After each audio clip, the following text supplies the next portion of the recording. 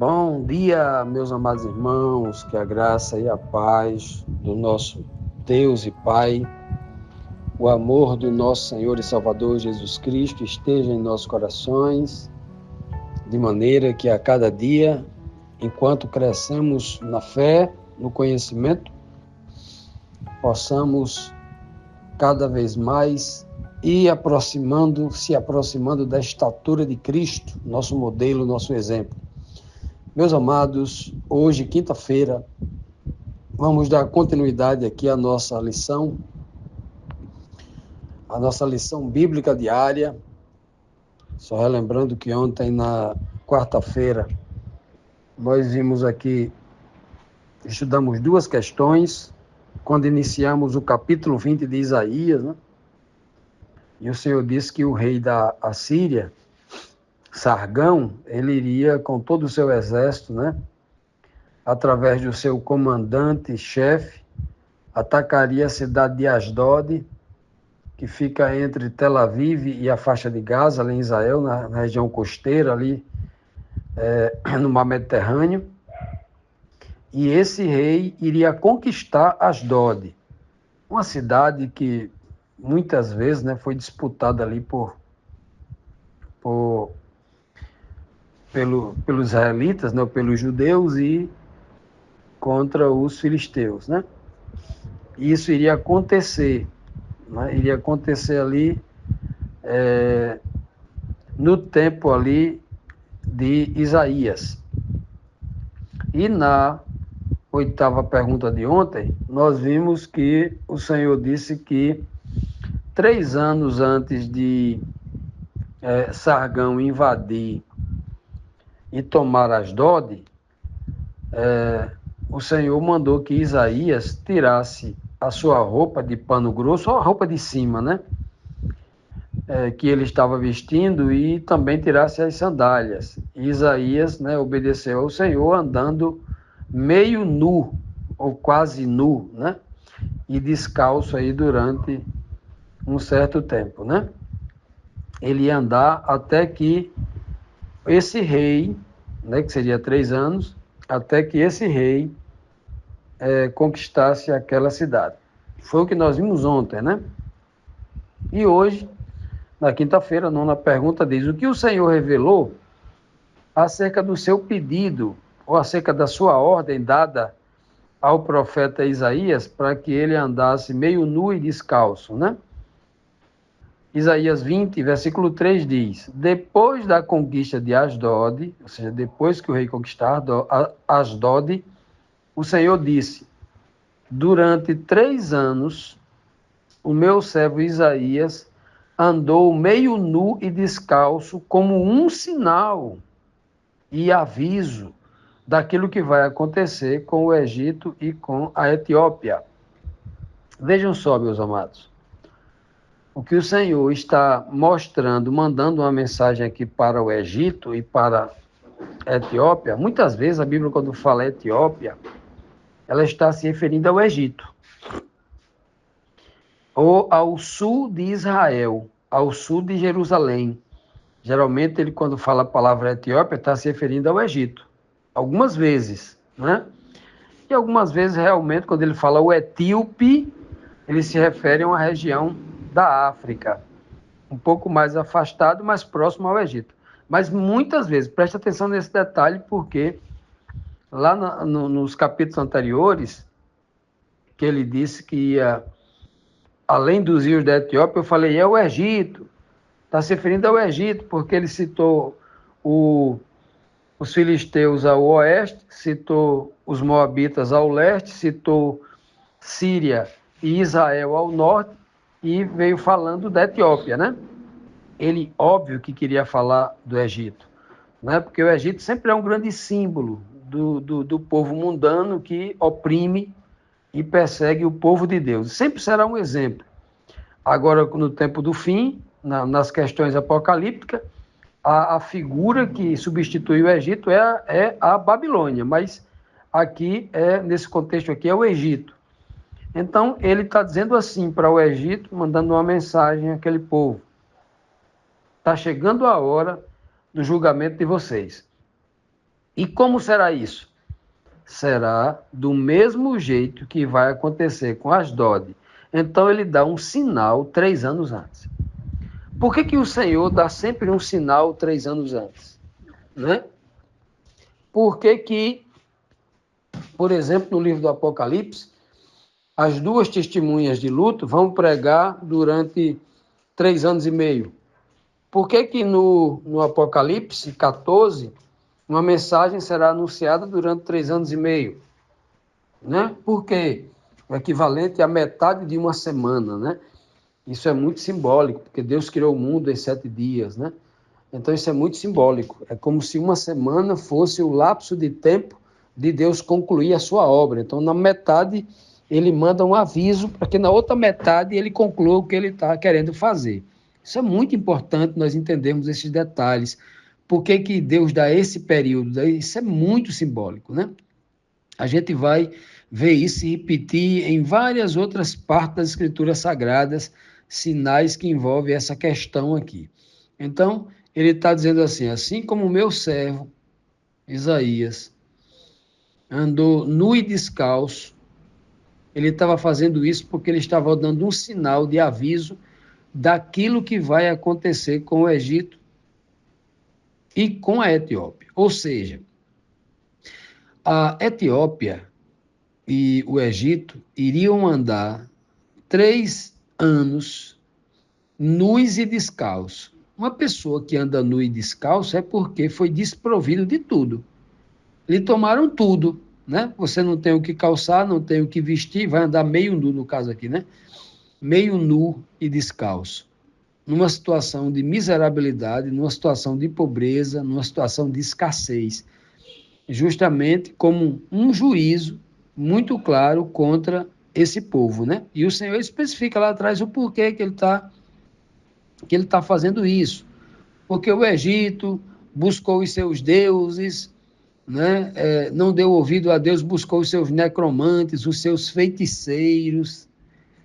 Isso está muito bem caracterizado nos capítulos anteriores e que nós já estudamos aqui com muito detalhe, assim, com muita especificidade, né?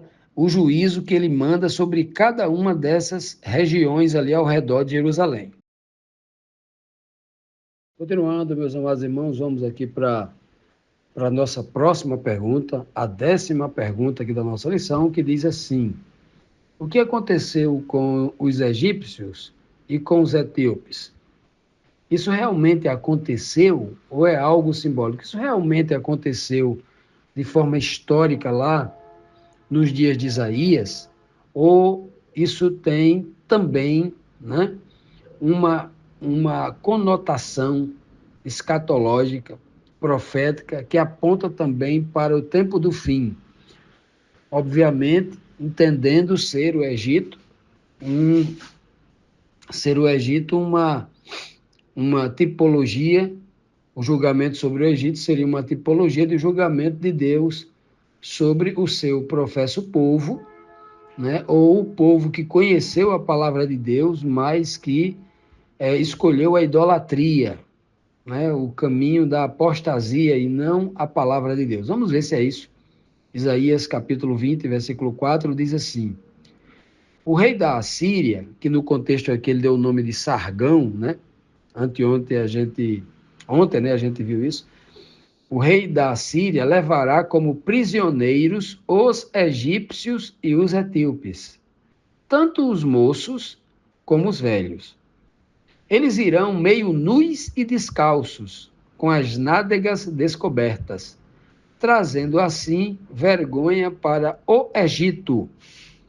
Veja bem que você pode até começar se questionando obviamente, por esta última frase. Por que não o texto não diz, trazendo assim vergonha para o Egito e para a Etiópia?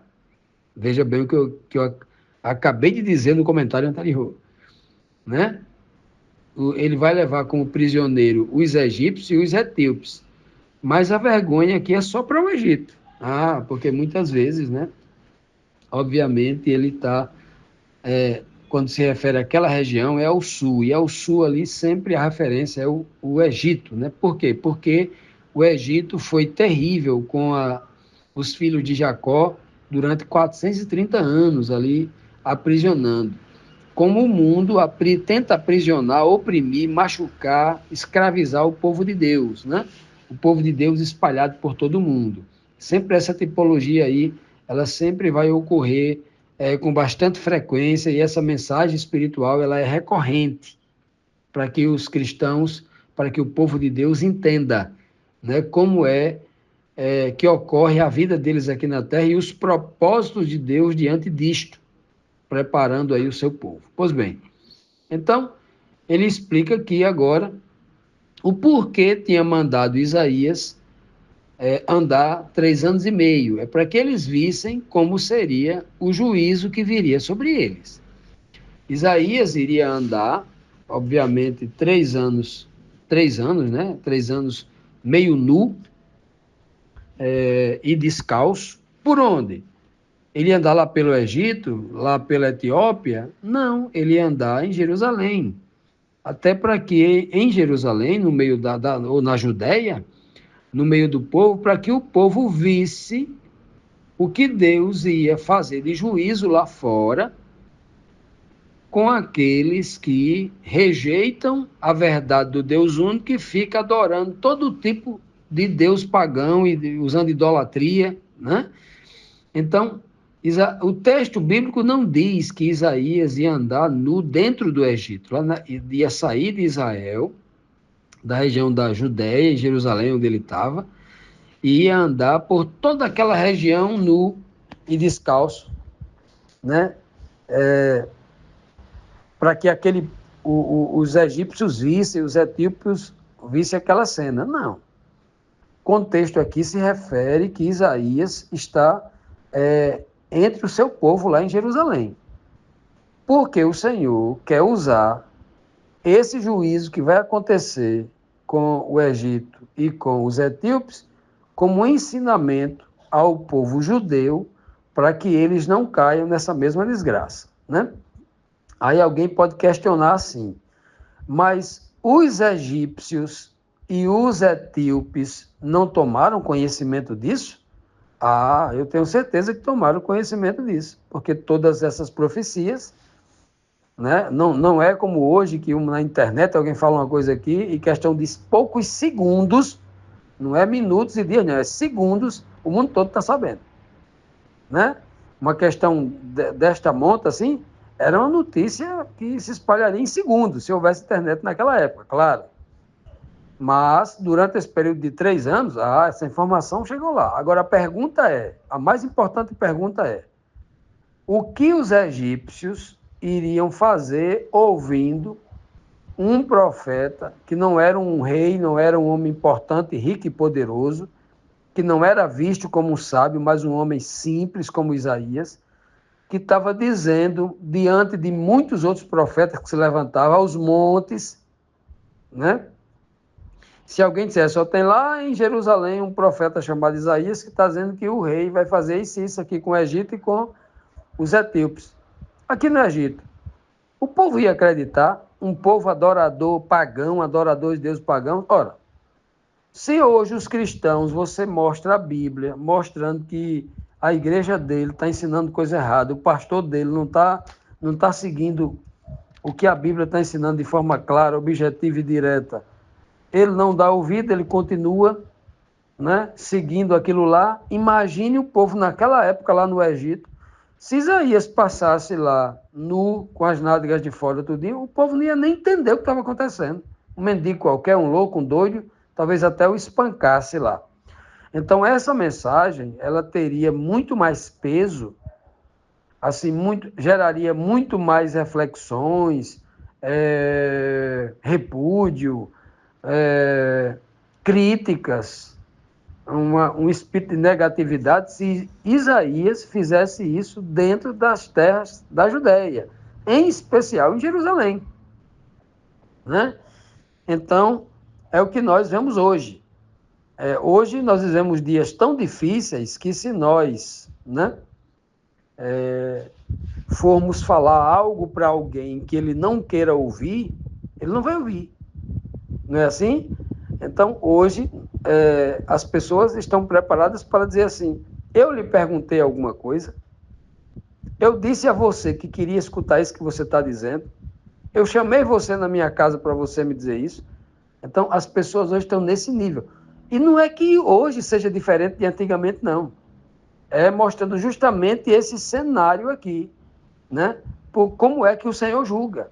Ele julga sempre com justiça, embora pareça na cabeça de alguns cristãos muito fragilizados por ideologias modernas, de um falso amor, né? Muito frágeis, cristãos hoje que não conseguem escutar tudo, né? Não tem capacidade de ouvir uma palavra de juízo, né? Não admite ir numa igreja que um pastor faça uma pregação sobre juízo, né? Só querem escutar palavras bonitas, palavras, né, agradáveis aos seus ouvidos carnais, né? Muita fragilidade, mas o Senhor sempre está mostrando aqui como é que ele faz. Isso aqui, claro, não se refere apenas a um juízo que aconteceu lá nos dias de Isaías, né, com aquelas nações. Os egípcios foram julgados, os egípcios pagaram caro. Até hoje os egípcios são pobres, né, diante de tudo que passou com eles. Os etíopes também. Mas o mais importante aqui é a mensagem que ecoa para os dias de hoje, preparando um povo para este tempo. Aqueles que escolheram, como os egípcios escolheram, a idolatria, o caminho da apostasia, a negação de Deus, a consequência é essa aqui: a vergonha da nudez e a pobreza de andar descalço, né? De os seus pés não estarem pisando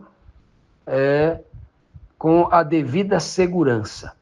Que o Senhor nos abençoe, que o Senhor nos guarde e nos ensine estas verdades em nossos corações, para que a gente possa cumprir e andar vestido com veste de linho fino, que representa os santos justificados pela fé em Cristo.